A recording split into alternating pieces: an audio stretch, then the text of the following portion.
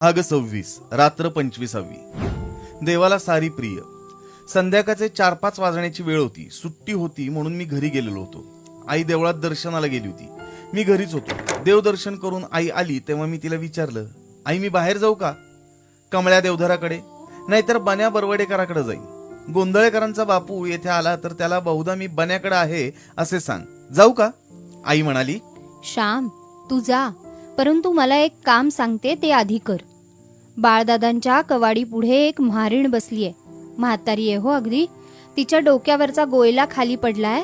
तिच्या डोक्यावर तो द्यायला हवाय. ती म्हारीण आजारी आणि अशक्त दिसते. तिच्या डोक्यावर मोळी दे आणि घरी ये. मी तुला अंघोळ घालीन. जा. आई, लोकांनी बघितलं तर मला हसतील लोक. मला मारायला येतील. कावकाव करून नुसते खायला येतील मला. खरंच जाऊ? मी विचारलं. लोकांना सांग मी घरी जाऊन अंघोळ करणार आहे. ती म्हातारी येथे किती वेळ कोणी महार येतो का म्हणून वाट पाहत बसणार आहे. मोळी विकून तिला परत दूर महारवाड्यात जायचे आहे वगैरे सांग आणि घरी ये हो. असं आई मला म्हणाली. आईचं म्हणणं ऐकावयाचं एवढंच मला ठाऊक. मी गेलो. मी जणू रस्त्यानंच जातोय असं म्हातारीला दाखवलं. मी मुद्दाम तिच्यासाठी आलोय असं तिला वाटू नये म्हणून मी जपत होतो. मी तिला विचारलं, का ग डोक्यावर का द्यायला हवी आहे मोळी? मी देतो असं म्हणून मी एकीकडून मोळी उचलू लागलो. नको रे दादा, तुम्ही बामण, कोणी पाहिलं तर मारतील गो मला. नको रे दादा, जा बाबा जा. कुणी येईल महारवाड्यातून, वरंड घेऊन येईल हो, तो देईल डोईवर. असं ती गयावाया करून विनवू लागली. अगं मी घरी गेल्यावर आंघोळ करीन हो, घे असं म्हणून शेवटी तिच्या डोक्यावर मी मोळी चढवली. अरे श्याम, ती म्हारीण आहे ना? अरे तिला शिवलास का काय? एवढ्यात इंग्रजी शिकून साहेब झालास वाटतं. भाऊरावांना सांगितलंच पाहिजे.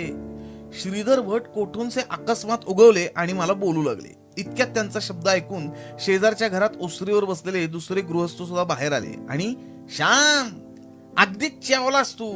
अरे काही ताळतंत्र तरी असे बोलू लागले. मी त्यांना म्हटलं, मी घरी जाऊन आंघोळ करणार आहे. तसाच घरात शिरून काही घर बाटवणार नाही. ही म्हातारी किती वेळ थांबेल? काळोख होईल तिला जावयाला. नदीतून जायचे आहे तिला. मी स्नान करणार आहे.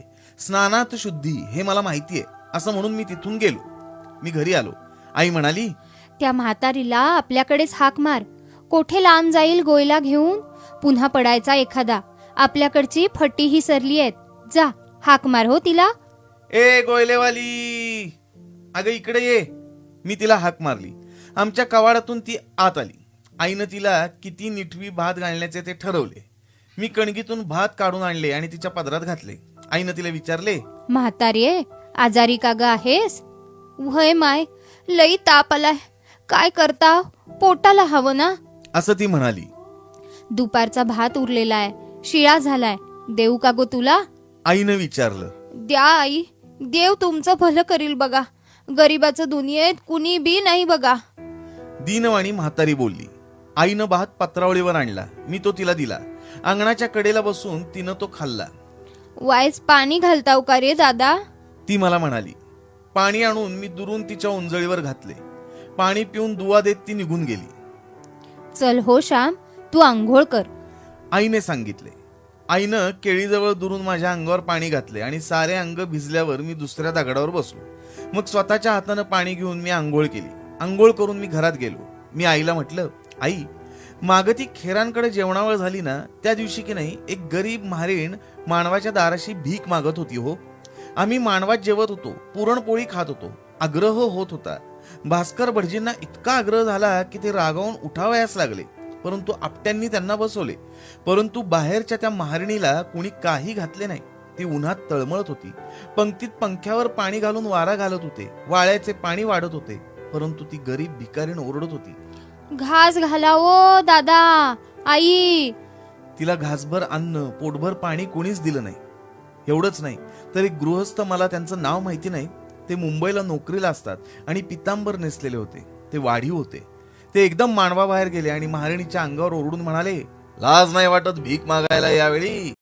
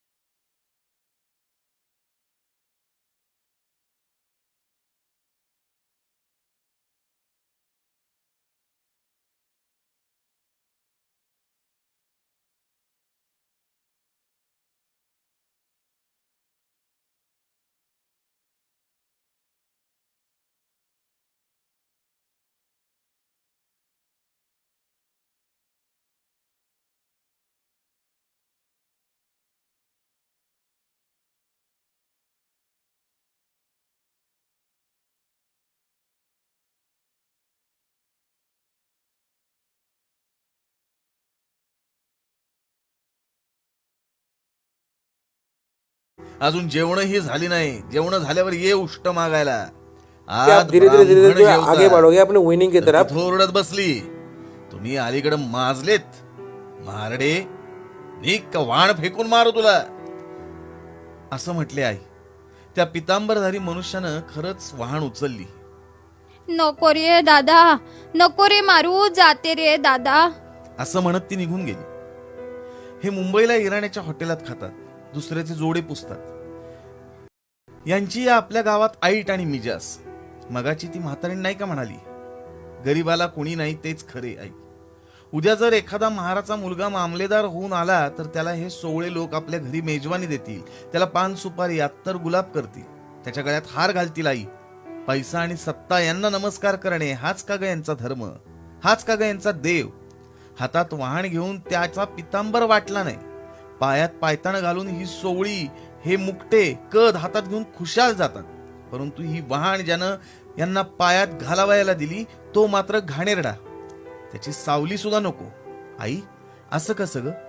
हे कसले सोवळे, हा का धर्म? देवाला हे आवडेल का? एक पैसा तेवढा यांचा देव आहे? नाही. आई म्हणाली, बाळ, जगात सारे पैशाला सत्तेला मान देतात हो. त्या पंढरीनाथांची गोष्ट सांगतात ना, ते गरीब होते तेव्हा त्यांना सारे पंड्या पंड्या म्हणून हाक मारीत. परंतु पुढे ते देशावर गेले, शिकले, वकील झाले. त्यांनी वऱ्हाड खानदेशात फावड्यांवारी पैसा मिळवला.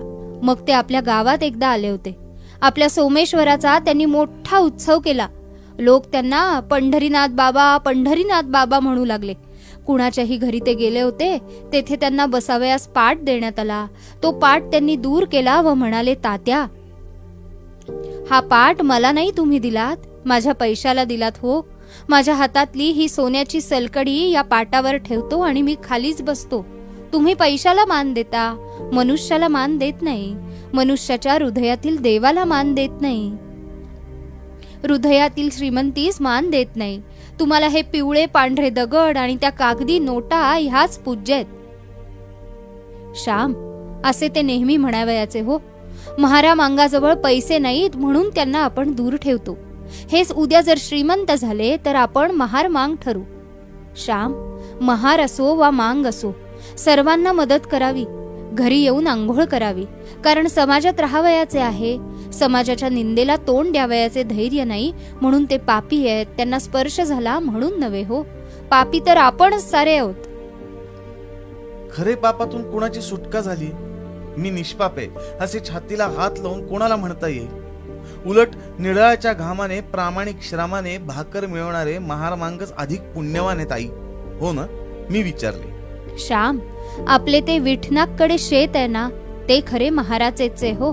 मला सारे माहिती आहे. काहीतरी पूर्वी अदमण गल्ला दिला होता, त्याची सवाई दिडी करून ते शेत आपण मिळवले. अरे, आपणच देवाघरी पापी ठरू. आपणाला खाली मान घालून उभे राहावे लागेल हो. आई खिन्न होऊन म्हणाली, आई, दामाजीसाठी देव विठू महार झाला नव्हता का ग?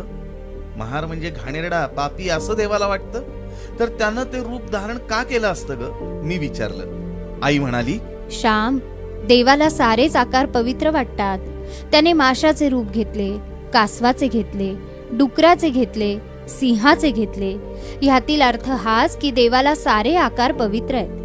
देव ब्राह्मणाच्या देहात आहे, माशांच्या आहे, महाराच्याही आहे. देव गजेंद्राच्याही धावतो, घोड्यांना खाजवतो, गायी चारतो. त्याला कुब्जाही आवडते आणि शबरीही प्रिय वाटते. त्याला गुह कोळी आवडतो, जटायू हा पक्षीही आवडतो, हनुमंत हा वानर आवडतो. श्याम, देवाला सारे प्रिय आहेत, कारण सारी त्याचीच. तू माझा म्हणून तू मला आवडतोस, तशी आपण सारी देवाची म्हणून सारी त्याला आवडतो. मला आवडेल ते तू करतोस, त्याप्रमाणे देवाला आवडेल ते करण्याचा आपण प्रयत्न केला पाहिजे. परंतु श्याम, ज्याचे आपण आई बापांवर, बहीण भावंडावर प्रेम नाही, तो महारावर मांगावर करील का रे? आधी घरातील साऱ्यांवर प्रेम करा, मग एकनाथाप्रमाणे महाराच्या मुलीसही पोटाशी धरण्याचे सामर्थ्य येईल. प्रेम हृदयात मावत नाहीसे झाले म्हणजे ते सर्वांकडे धावते. श्याम, मी काय तुला सांगणार? देव सर्वत्र आहे म्हणून पुराणात सांगतात. मला तरी वेडीला काय कळते हो? तू मोठा झालास म्हणजे तुला कळेल. आई, मजजवळ बोलता बोलता दिवे लागावयाची वेळ झाली. मला कुणीतरी श्याम श्याम म्हणून हाक मारली. मी निघून गेलो. मित्रांनो, आपण खोटे श्रेष्ठ कनिष्ठाचे वाद पुरून टाकूया.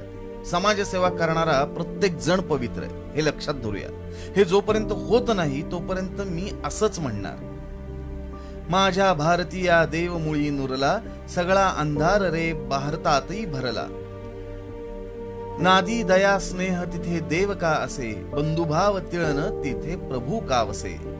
देव मंदिरीना, देव अंतरीना, देव तो आजी मेला. माझ्या भारतीया देव मुळी न उरला.